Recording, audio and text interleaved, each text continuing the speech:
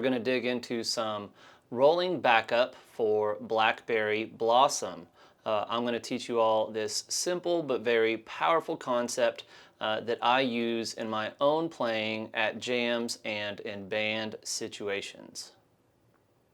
First, we'll take a look at the basic arrangement and concept, and then we'll talk about some of the licks that you can explore in Tunefox. A lot of those I demonstrated there in that opening playthrough.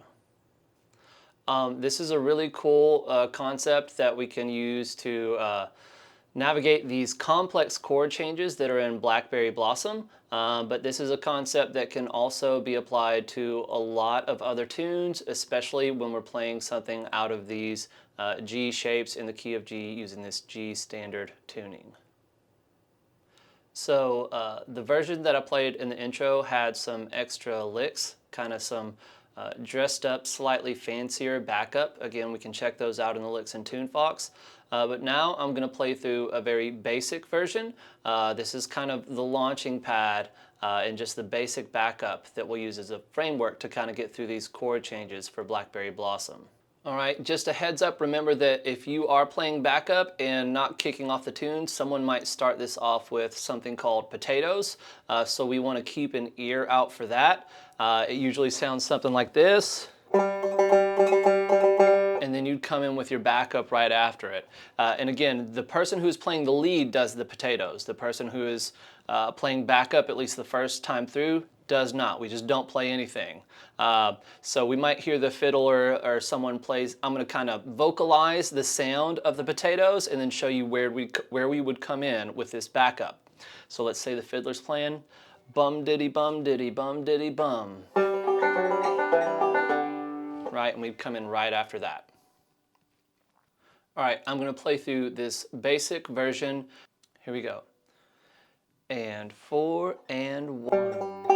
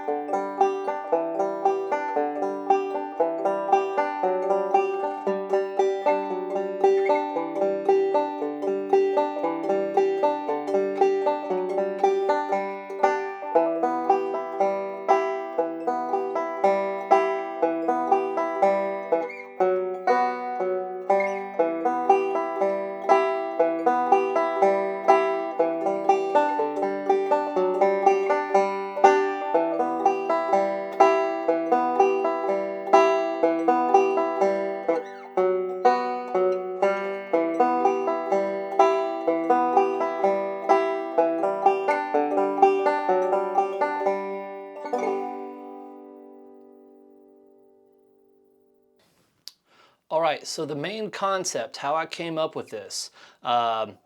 So we're in the key of G and our banjo tuned to G major. It's an actual G major chord.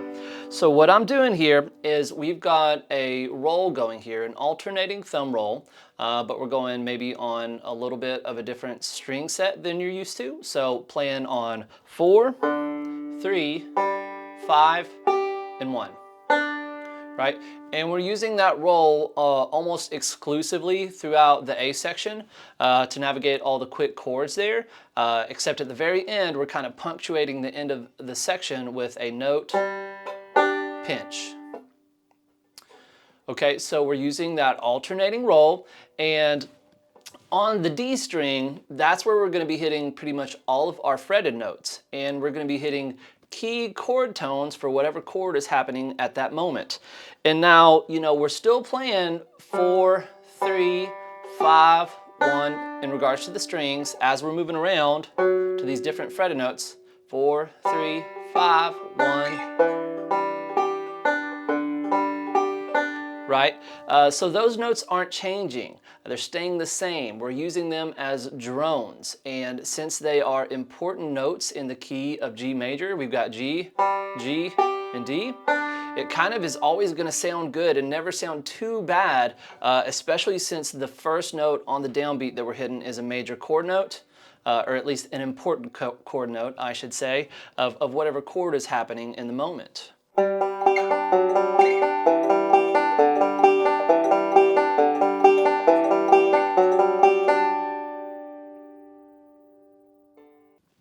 Right, these drone notes kind of just provide a bed of sound and rhythm behind the important chord notes.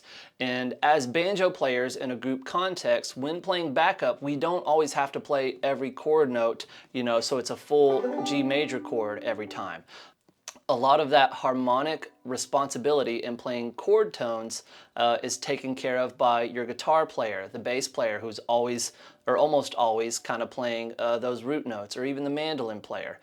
We're just providing a nice bit of rhythm and hitting those good chord notes on downbeats. This will work in a full band setting. It can also just work with one other player. It's going to work excellent with a fiddler, but it can also work with a mandolin or a guitar player as well. You've just got to make sure that you kind of control your dynamics, how loud or quiet you're playing, so that you don't play louder than the lead player. This thing could even be used as a lead. All you would need to do is just play it a little bit louder, maybe even change your point of attack, although that's something you could vary as well throughout your lead. Earl Scruggs did stuff like this all the time. So you might wonder, like, where am I getting these important chord notes from, right?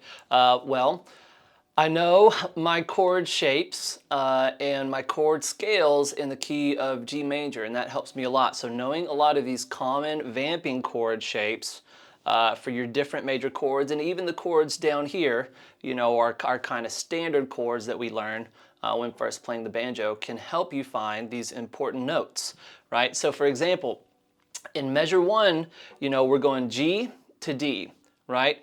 And if I'm using this root shape vamping, there's my G, and if I want to use that same shape, I've got to go all the way up to the 12th fret.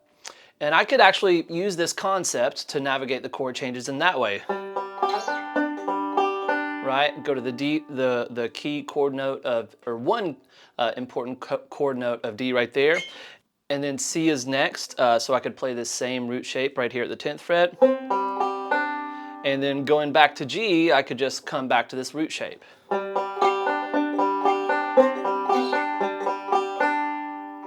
That sounds great, but what I did was find alternate chord shapes kind of closer to each other to create these kind of walking lines, so we get this sense of either going down or coming back up to create almost this kind of almost a counter melody to Blackberry Blossom, although it's really more of an outline that kind of follows the main descending phrase.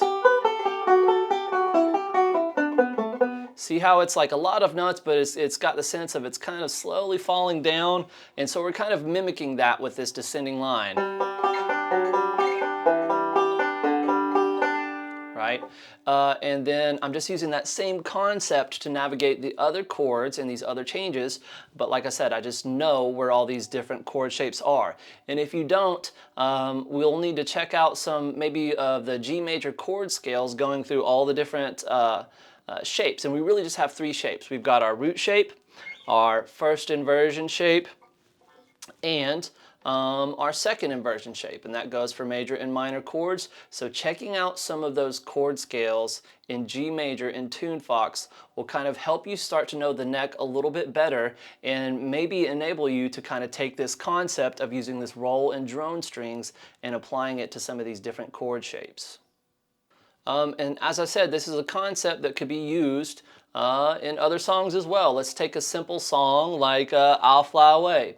Let's say I'm playing backup and we're playing in the key of G.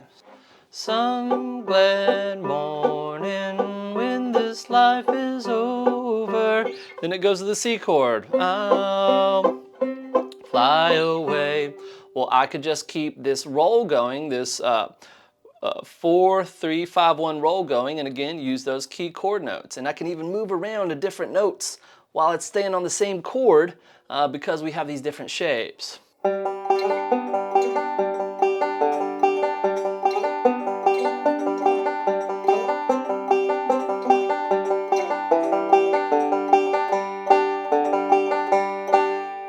It's super powerful. And so we get these kind of lines, little almost melody lines that happen beneath the main melody, but are never too complex and usually never too distracting. We just need to make sure we control our dynamics and don't get in the way of the lead player or the lead singer. In the B part, we use a slightly different approach. For drones, instead of using that third string, we're using the second string a little bit more. The B section is a bit more focused on E minor, which shares all the same notes with G major, but it's the B string is kind of a more important chord note in E minor, or at least a stronger one. And it works a little bit better whenever we're shifting into the B7 chord. All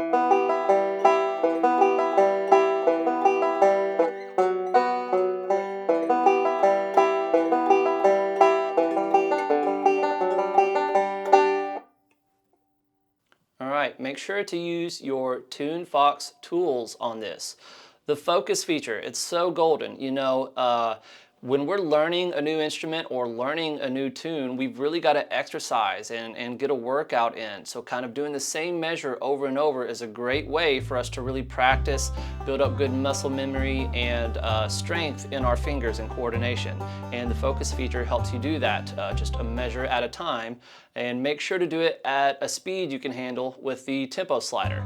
Doing something that's too fast is like pretty much akin to going to a gym and trying to lift weights that are too heavy for you. It's just not going to benefit you like doing a bunch of reps with a smaller set of weights would.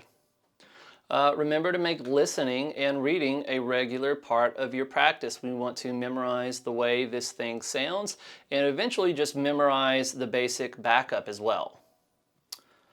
Make sure to check out those licks. There's some cool ideas that are really just expansions of this concept that we're talking about, right? And so we're playing these important chord notes on our D string and using this roll and playing these drone notes to get these walking lines. And a lot of them just use important chord notes on different spots of the necks to get really interesting sounds. Like we might start all the way up here at the 17th fret and get that same introductory line an octave up, and then even keep it going.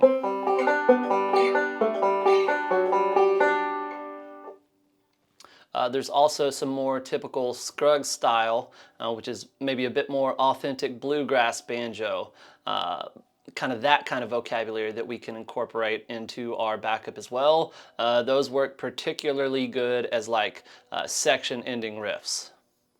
All right, that's about it here for the backup, the rolling backup on Blackberry Blossom.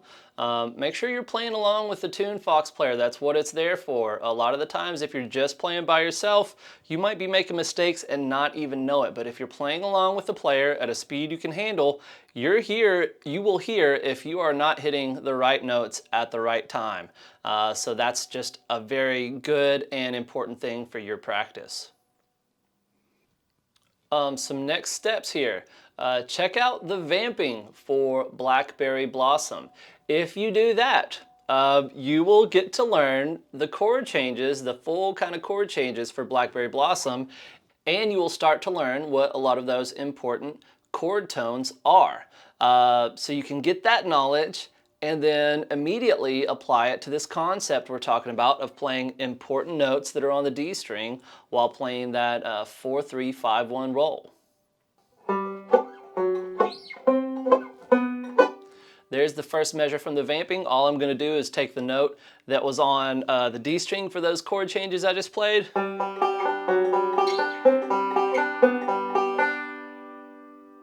Apply that concept, and I've got some really cool rolling backup that's an alternating line that we don't even have in Tunefox, right? We're just kind of making that up based on these chord changes using this concept. All right, that's all we got for the rolling backup of Blackberry Blossom. I hope you all enjoyed it. Keep picking and stay tuned.